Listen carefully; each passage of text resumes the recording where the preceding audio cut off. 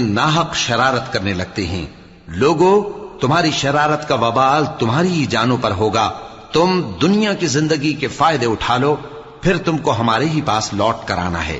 اس وقت ہم تم کو بتائیں گے جو کچھ تم کیا کرتے تھے۔ دنیا کی زندگی کی مثال میں کسی ہے کہ ہم نے اس کو آسمان سے برسایا، پھر اس کے ساتھ ملا جلا سبزہ جسے آدمی اور جانور کھاتے ہیں نکلا، یہاں تک کہ زمین سبزے سے خوشنما اور آراستہ ہو گئی، اور زمین والوں نے خیال کیا کہ وہ اس پر پوری دسترس رکھتے ہیں۔